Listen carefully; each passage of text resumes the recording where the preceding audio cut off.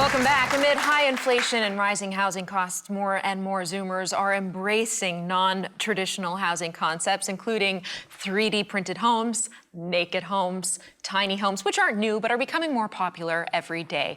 Naama, why don't we start there? What are some of the big trends, shaping the future of housing? So, first of all, we're so low-tech that we can innovate in so many ways. Like, there's really room for us to be more innovative and bring some fresh ideas.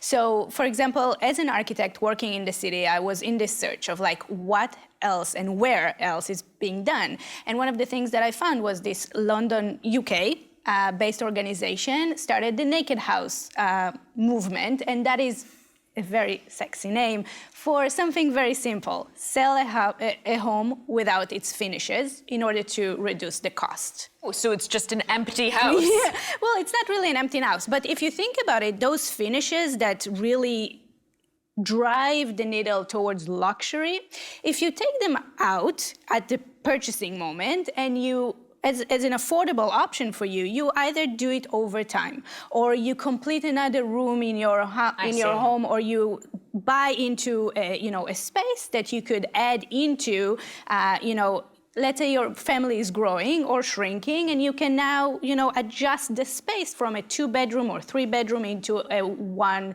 larger loft. How much do you think the price of the house could be reduced because it would be a naked house? From what I understood, it was like above more than 20%, which is significant. Now, what's interesting about that, though, is because the land that the house would sit on usually is about 25% of the value as well. So you're taking almost 50% of the value. The cost. Mm-hmm. And then if you were actually to add on as well the reduction in municipal taxes and federal and provincial taxes, man, the house becomes affordable. Ian, you're in the 3D housing space.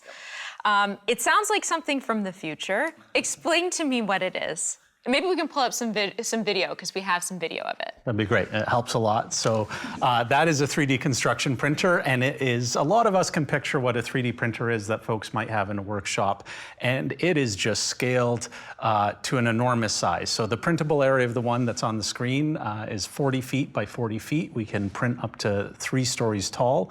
And instead of plastic or polymers, our median is concrete, and it's approved mix of concrete. It is like any other concrete. We just place it in a different manner that is form-free. So we're able to stack it layer upon layer, and slowly or rapidly, the house will start to come up out of the ground. How big can it get? Pretty big. The next printer we're buying, 20,000 square feet? I mean, how big can you go? Certainly, we hope so. One of the things we've been able to pioneer is lift-in-place components. So we're using the empty spaces in what will be rooms to print additional walls that we can then lift and place and grow the size of the area of the total house. So there really isn't a limit, but we started small. We hope to get there pretty soon. I want to understand cost, Yep. Because how does this compare to your traditional home? So we anticipate this being probably one of the most affordable ways to put up a building in the coming years. We're in our first year of printing, and we're cost equivalent to an ICF building already, and there are an enormous amount of efficiencies that we're going to be able to achieve going forward into the future. How would Zoomers go about accessing this?